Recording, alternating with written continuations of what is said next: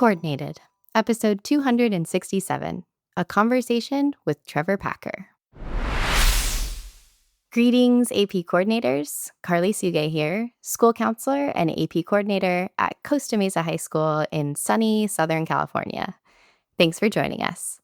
It's Monday, March 17th, 2025, and we just passed a big milestone in our school year. Definitely a big one for us, AP coordinators. We polished up and completed our orders for AP exams. Checkmark, done. Next up, getting ready to host AP exams for our students. But before we do that, let's take a deep breath together and check in with a special guest. Today, in our coordinated podcast studio is Trevor Packer, head of the Advanced Placement Program for College Board. So, you know what that means. No time to waste. Let's get to it. It's time to get coordinated.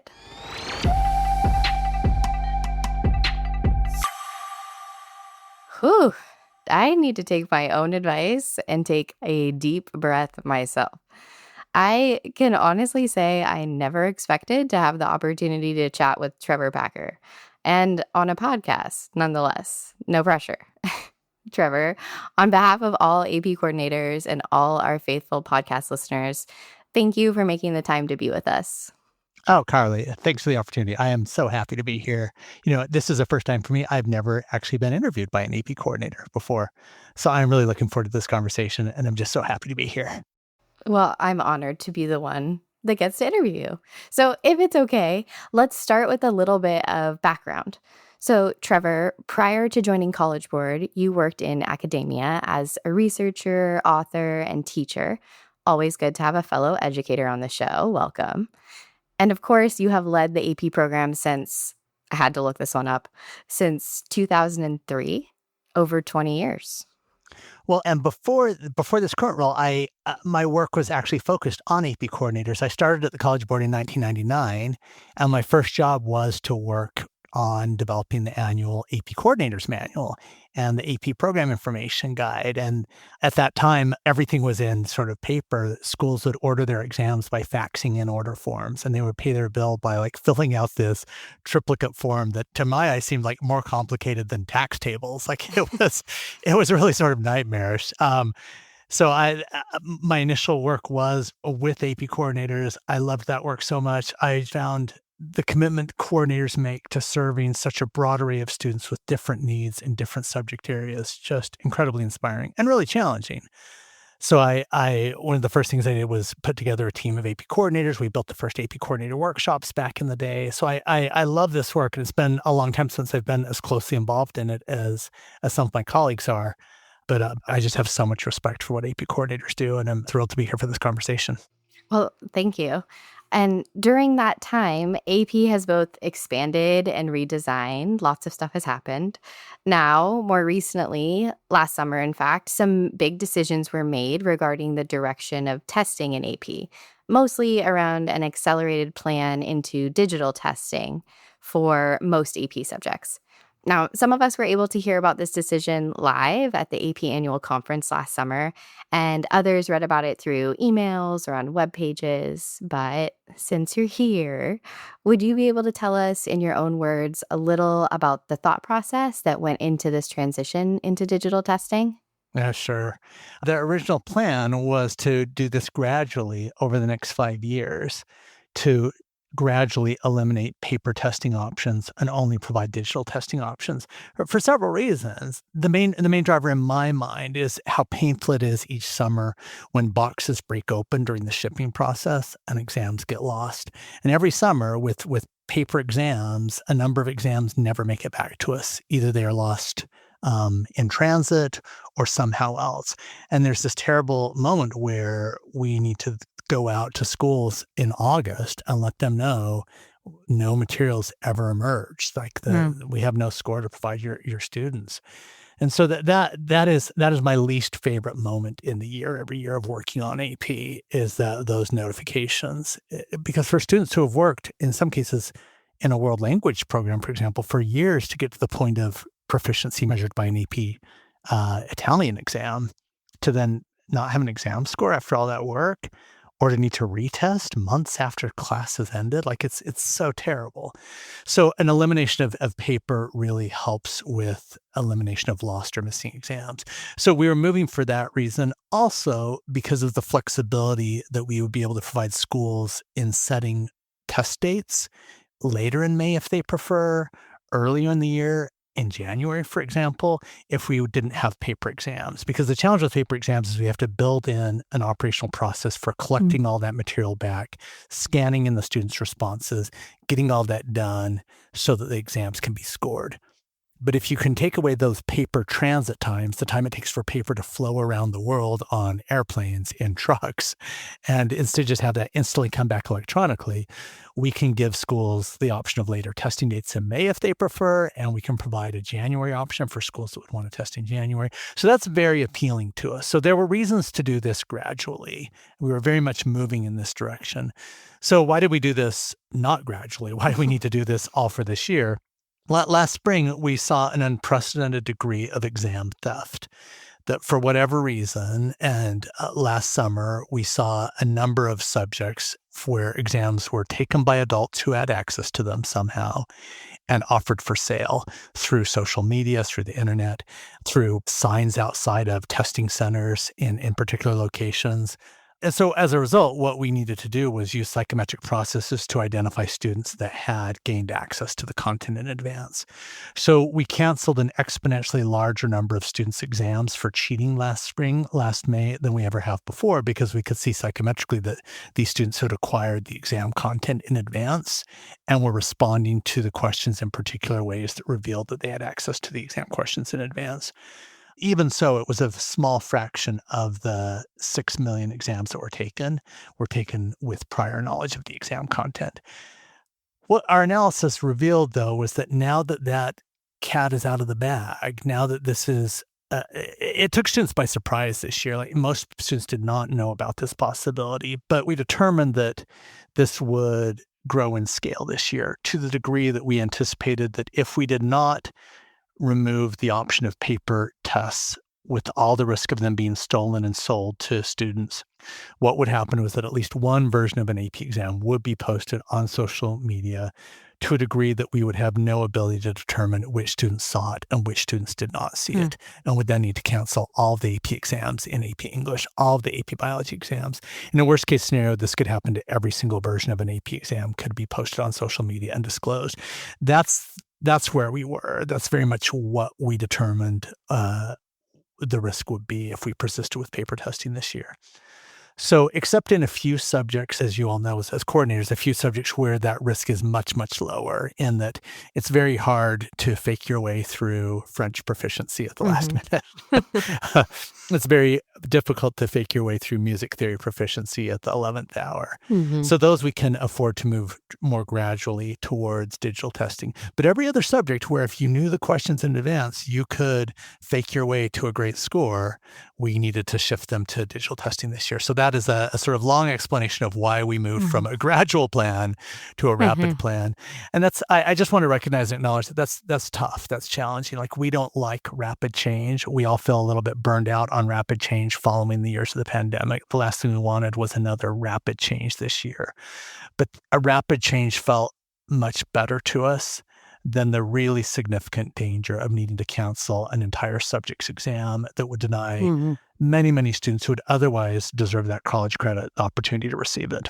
Right, absolutely, and as an AP coordinator who works with students, that would be absolutely devastating for students, like you mentioned, Trevor, who have worked so hard over years to get to that point, to take that exam. So I appreciate that explanation because, like you said, big change is difficult and we're all working on it, but it is helpful to hear that at the end of the day, it's about the students and their success overall. So thank you so much for sharing that. I appreciate it.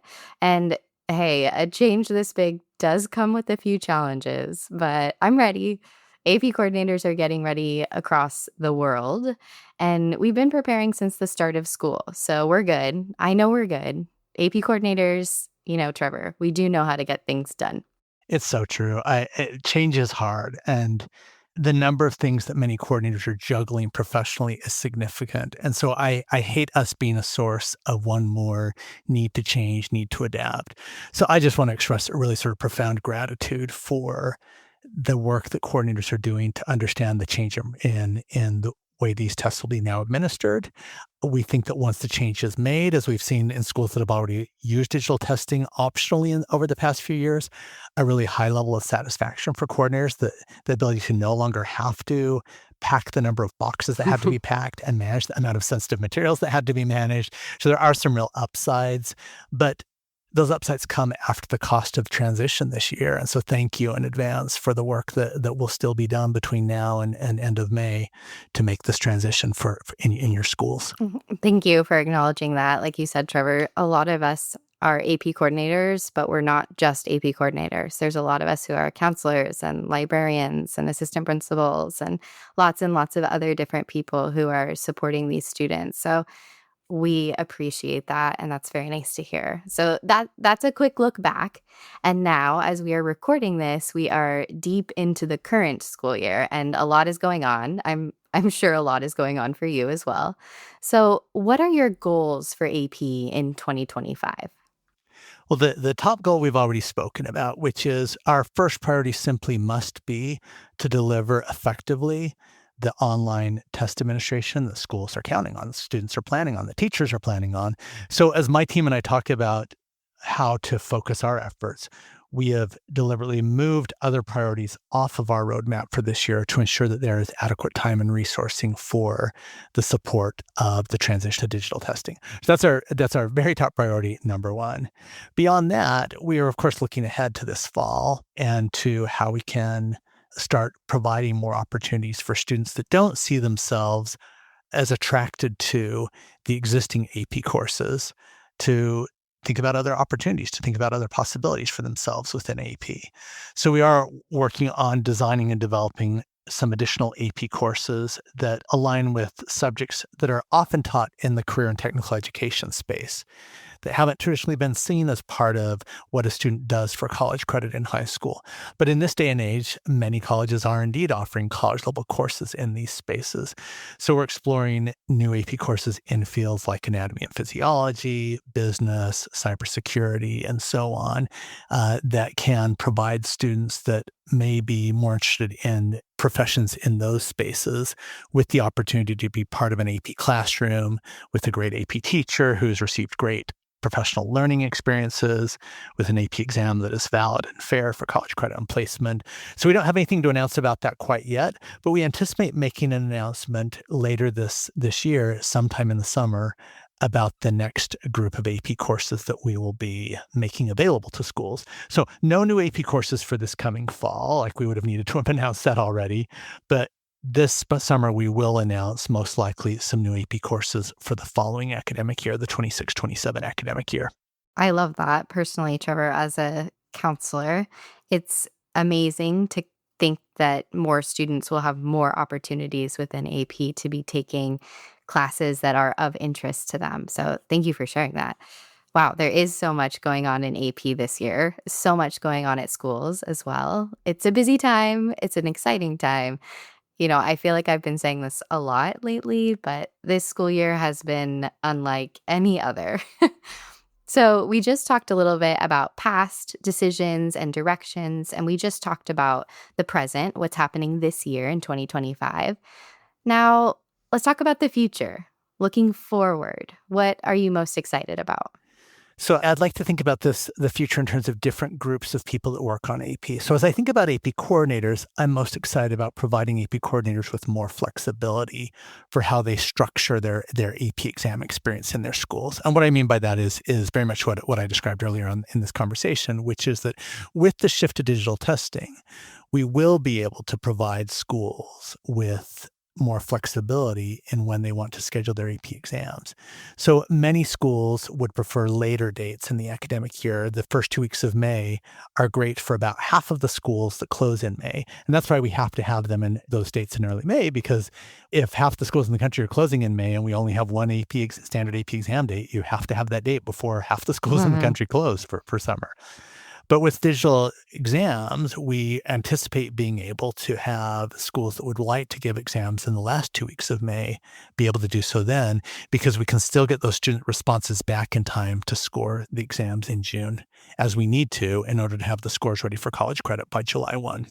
So flexibility for coordinators. Also, many coordinators would prefer to have a January exam administration for courses that are offered on the block schedule that end midway through the academic year.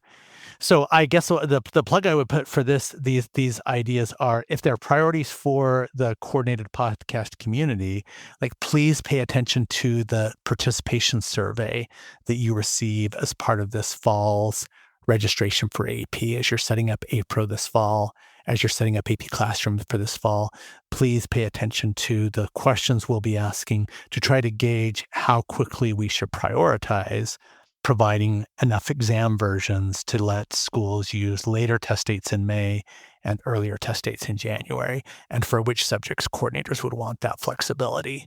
And also, if coordinators don't want that flexibility, we need to hear that too. Mm. So I think about flexibility for coordinators, and if there are other ways we can be more flexible and make AP coordinators' lives easier, we want to hear that. So that's how I think about the future for the way we support and interact with AP coordinators. As I think about AP teachers, I think about just the burden on teachers to score and provide feedback on written work for students. And so we are very interested in utilizing AI to provide a high-quality teaching assistant for AP teachers that we would design to score certain written tasks for teachers that they assign their students. So the teachers can then spend their limited time with students, coaching them and helping them improve, rather than all of the sort of sometimes drudgery, frankly, of reading endless amounts of student writing. So there's some real inequities here now. We hear of wealthier school districts that can afford to provide their AP teachers with a human teaching assistant that does all this teachers grading for them. And that gives the teacher a lot of flexibility to provide more coaching services and to tailor their feedback for their students. But that's inequitable right now. That depends on the resourcing of the school.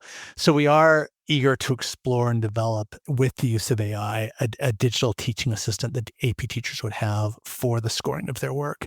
Our mission remains sort of entirely focused on access and opportunity. We want all students who are interested and motivated to challenge themselves, all of those students, to have an opportunity to take an AP course. We want access for all such students. So what that means is that we need a situation where teachers have the capacity to offer more than one section. Because the norm right now in every AP subject, the norm is one section of AP, and then all the other students get an honor section or a normal section of that subject. So if we're ever going to really make access what it should be and serve a much greater variety of students that are interested in this type of experience, we need to support, like, logistically, pragmatically, a situation in schools where teachers can offer more than one section without being drowned by the workload of a college level course in high school. So that's we're very interested in supporting access and reducing teacher strain by using AI for providing digital teaching assistant. We're also interested from a teacher perspective in supporting the transition to project-based learning in a number of subjects, where we do this already in AP Seminar, AP Computer Science Principles, but we will be moving in the direction of having, in more AP subjects like AP English, untimed writing that is part of the AP score.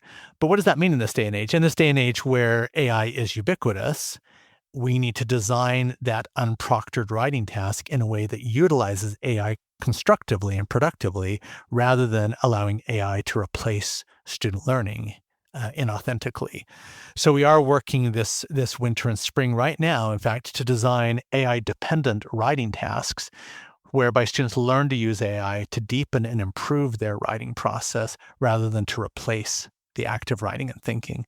So we imagine that in the near future, we will have AI-based writing tasks in some of the AP courses, as well as continuing to have the proctored writing task, so that we have the best of both worlds. Students showing that they can write without the support of AI on their own, but students also using AI to deepen their research process, to interrogate the evidence that they're generating, and so on. So more to come on that.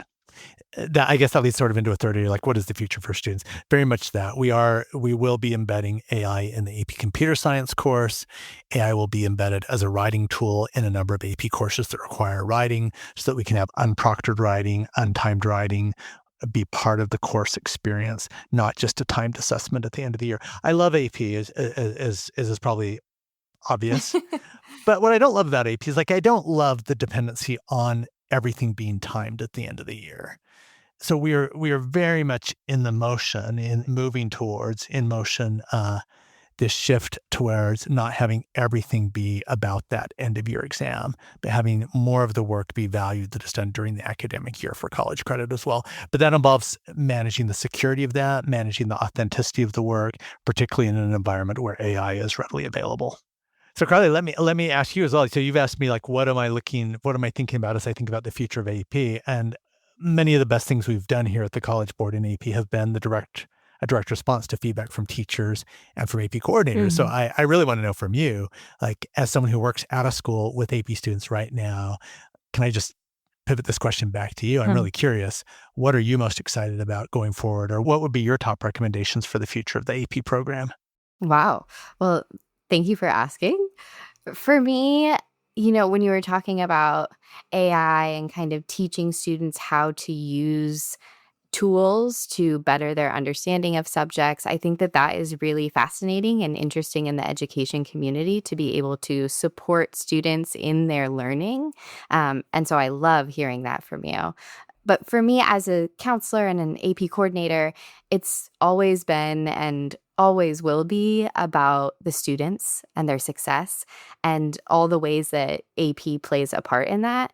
I'm a counselor, an SSD coordinator, an AP coordinator, lots of hats, but ultimately it's all about the students, how we encourage them, how we guide them, how we can help them through challenging times and all of the blooming technology that's going on in the world and how we can celebrate their success. And for me, a big part of that is AP and the opportunities provided by AP to connect with so many students at my school, besides those in my daily counseling role at my school. Trevor, I'm the ninth grade counselor this year.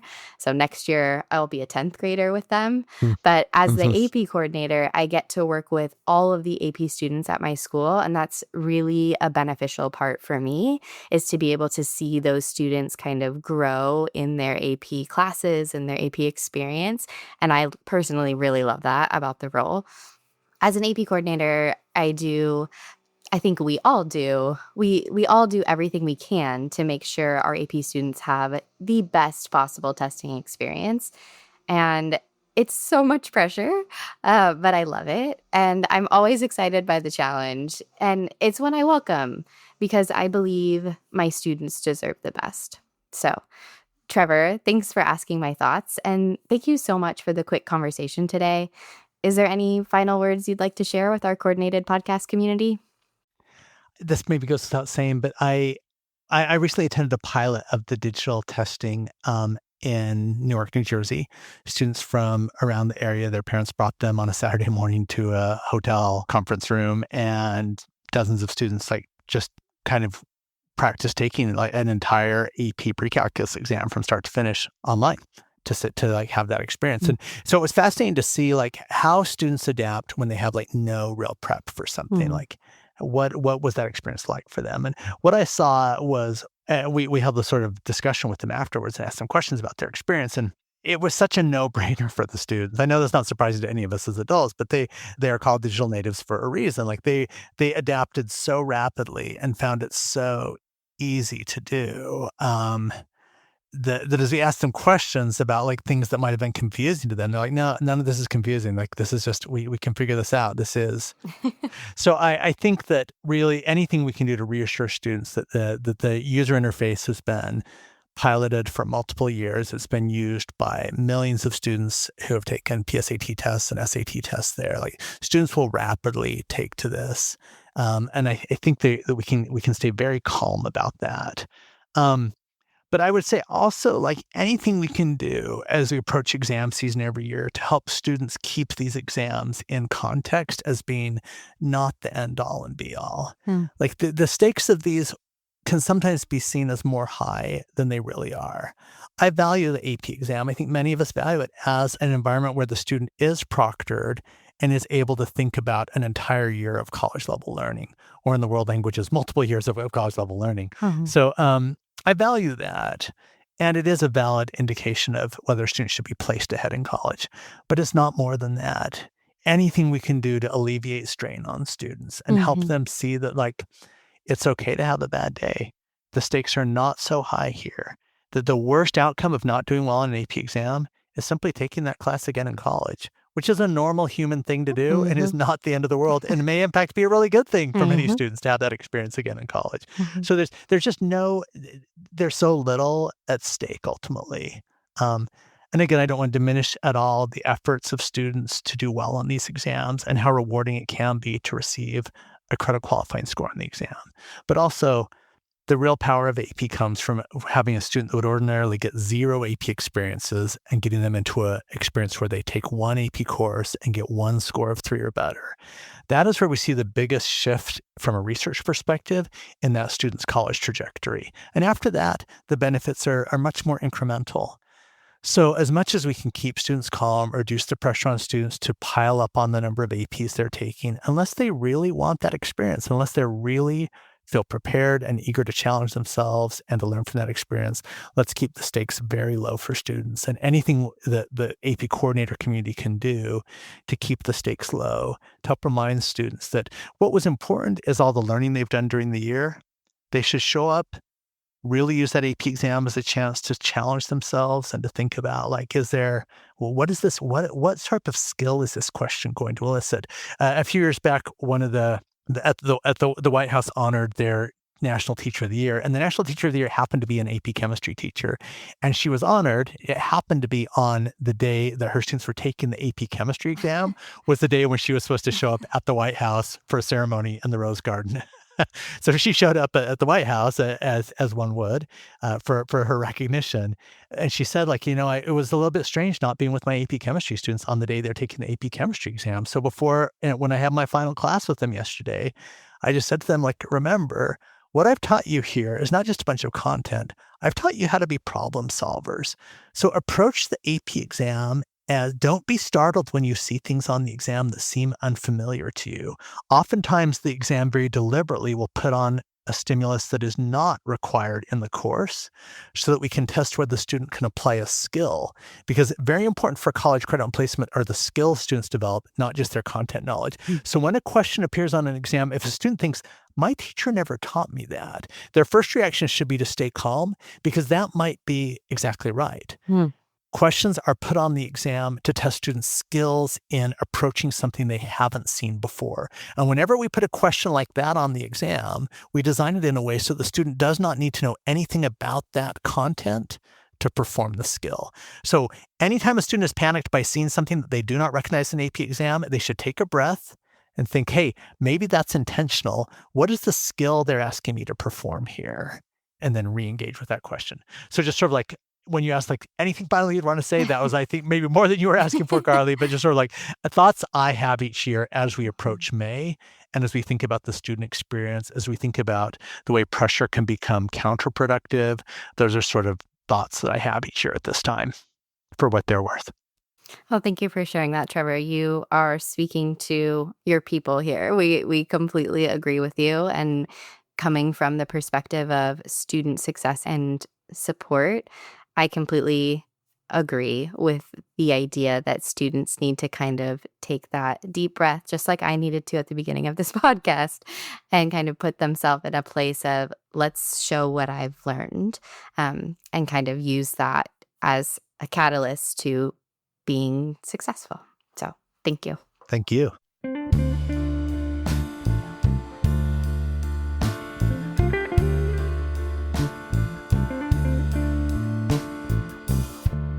EP coordinators, thanks again for joining us. We'll be back again next week with an all-new episode. We'll talk to you then. And for all our support of AP students, yep, our support, AP coordinators, we are truly good as gold.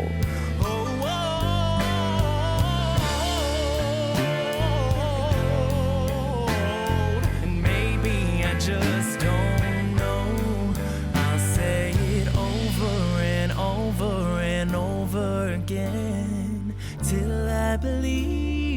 so.